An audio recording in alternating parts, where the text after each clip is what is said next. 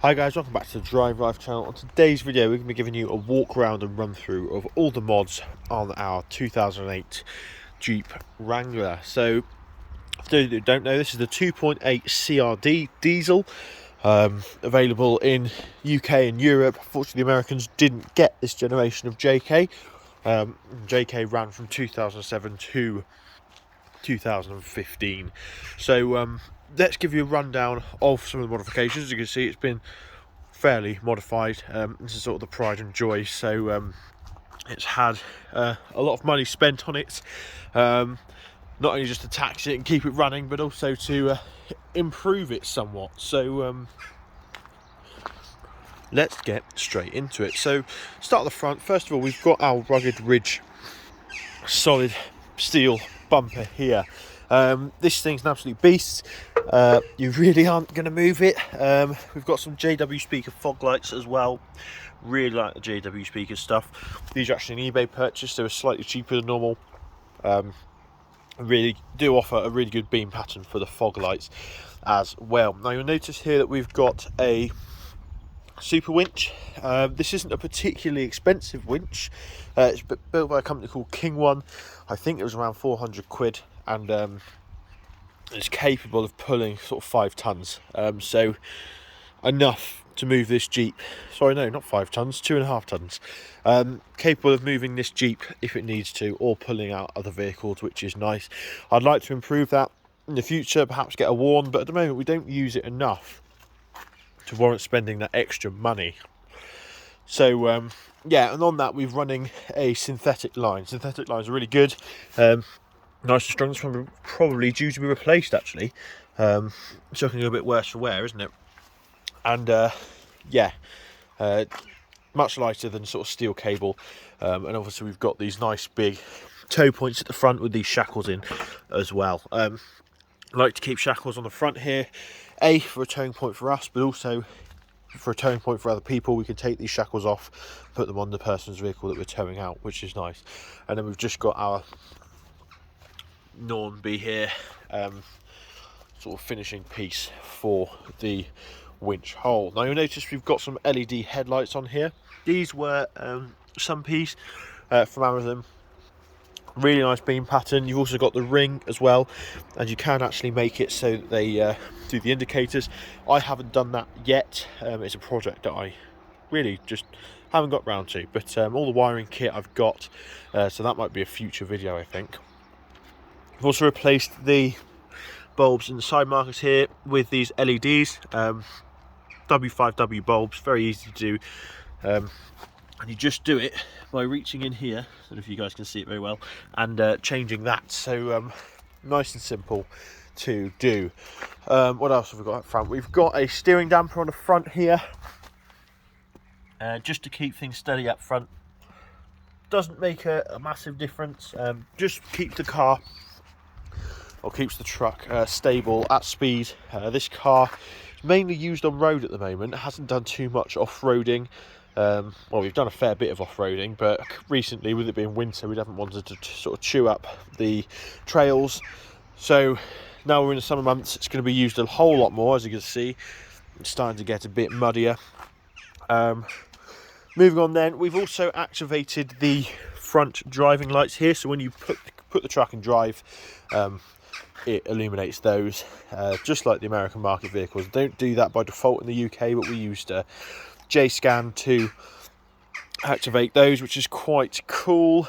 And also we've got greasable actual end seals on here, so we've got a little grommet or grease nipple in the front, where we can then grease those axle seals to keep the dirt and stuff out of them, and keep them sort of long lasting really. Right, on the front wheels, or on the wheels in general, let's go to tyres.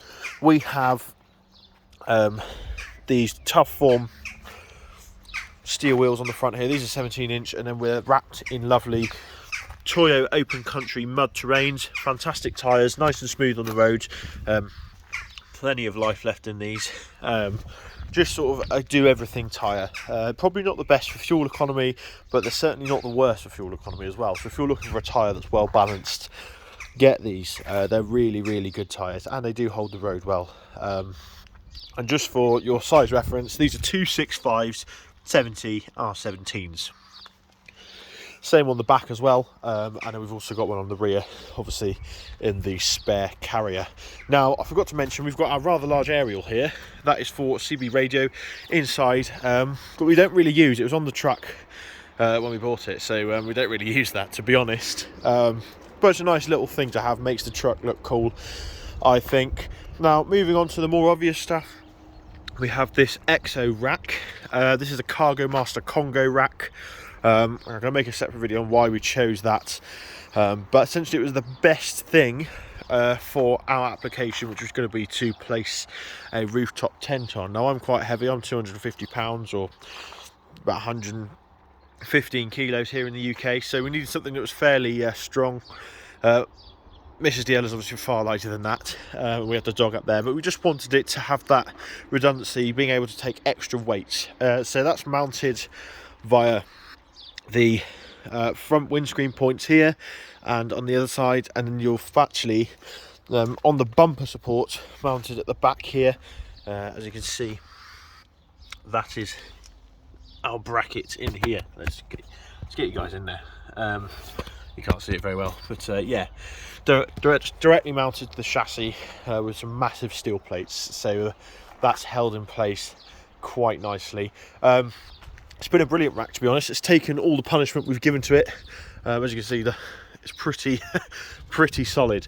And it does come with a roof cage as well, which we're going to swap into. Now that we've got the Sprinter van, we're going to be getting rid of the 10 box Classic on the top, and we're going to be sort of using it for more off-road challenges, and having, yeah, sort of a cargo cage on the top, which is good. And speaking of the tent box Classic, it's been a fantastic bit of kit. Really nice rooftop tent. It's one of the square ones, so you just, both sides come up. It doesn't have a hinge. It comes up and raises up. We've got sort of a queen size bed. Me, Mrs. DL and the dog fit in there quite nicely, and it's a nice comfortable space to spend a night. Moving over to actually, rather than trying to squeeze down now, I'll go around to the interior here.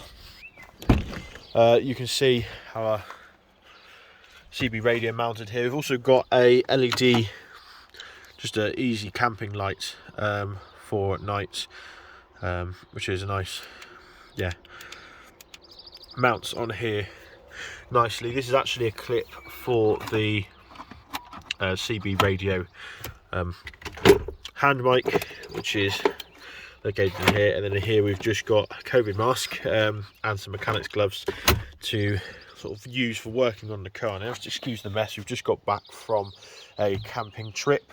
So this truck has got the 4-speed Chrysler automatic transmission. Great little box, really sturdy. You've got your overdrive off button as well, and obviously you've then got your 4-wheel drive selector with to 4 high, 4 low, and obviously 2-wheel drive, which is in most of the time. We've also got an upgraded head unit here. This is a Pioneer, does Apple CarPlay. Mrs. DL's got an iPhone. I don't. I have an Android, so I can't use it, but it also does Bluetooth music as well. It's a really nice addition, really modernises the truck, and yeah, keeps it up to date. And obviously here is our CB radio in a nice prominent position on the top, so it can be used. And we've also got a USB, charging USB up here for any extra devices that we want to mount at the top, and also another one here. Now, we're utilising both power sockets. This is currently charging a battery bank, which is stored in here, charges while you're driving. We've also got a USB station, so you can plug in all sorts of USB stuff and extra cigarette lighters for all sorts of the things that you'd need to power, which is nice. In here we've just got toothbrushes, Mr. DL's glasses, and a dash cam that we haven't put on yet. And then to make entry easier, got these lovely wild boar handles, which are really useful actually. They do make a difference, which is good. Now, you'll notice, like most of these Jeeps, the vents are coming off. They just need sort of gluing back in. And then we're running a standard sort of OBD2 reader in the truck at all times, so we can monitor parameters like trans temperature, engine temperature, and make sort of any coding changes that we want to, as and when we want to, really. You also got the back seats here, which are lovely and clean until the dog threw up on them. That's what that stain is. So that was only on, well, a matter of days ago, so just got back, so we'll be sorting that out. But yeah, nice and easy. So here we are at the rear of the truck. As you can see, you've got the CRD badging for the diesel. I might remove that just to clean up the back end. But we've got LED upgrades in the brake lights and also LED upgraded reverse lights, just to make reversing easier, because the existing ones weren't that good. I wanted something that sort of give a massive beam pattern, and this is so much better if you're reversing at night or doing any sort of trails, etc. The standard rear bumper, we haven't really found the need to change it. Yes, you could go steel, but actually these plastic ones fairly durable and cheap to replace if you need to. As you can see, this one's had to come together with something. But yeah, still all works as it should. We've got a larger spare wheel on the back here, another Toyota Open Country, as you can see, never been used. Nice, perfectly preserved tread pattern. And we've also got upgraded hinges on the back here to support the extra weight of the larger tyre, which is a big important addition to do. If you don't do that, your tailgate will sag, and yeah, you won't be able to shut it properly. We've also got the standard, or the official Mopar Toe Kit detachable tow bar on the back here that we just keep on. Gives the car almost a bit of protection if someone goes up the back of you. You've got another few feet to protect it there as well. And then we've also got our Jeep number plates that we had made up. For those of you that know Jeeps, you'll recognise that slogan at the bottom there: go anywhere, do anything. And obviously all legal because they've got all the details required by law there.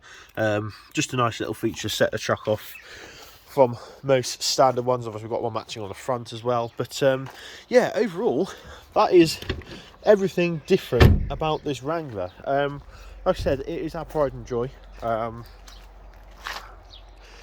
And it's not getting the miles it used to, purely because of the fuel crisis.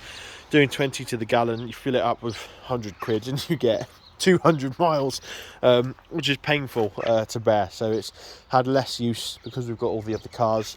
But yeah, definitely something that we're going to keep for a long time. I'll just show you guys the engine, because we like to keep it in good nick. We've done about 15,000 miles in this since we've had it.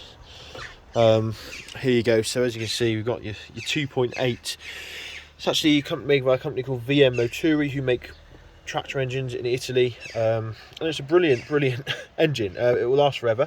As you can see, we've got our Optima battery here with cables for the winch and CB radio. Really high quality battery, should last a long time and gives enough power for the winch, etc. And yeah, so interesting stuff. Let me know what you guys think in the comments down below. For those of you watching from the States, do you wish that you could have this diesel version? It's not particularly quick, far slower than the V6s, but yeah, it is a nice torquey thing. Really good off-road actually, this engine. So let me know in the comments below. But then until then, thanks for watching. Don't forget to like, comment and subscribe, just as I'm doing up this redoing up the bonnet, and I will see you in the next video. Cheers.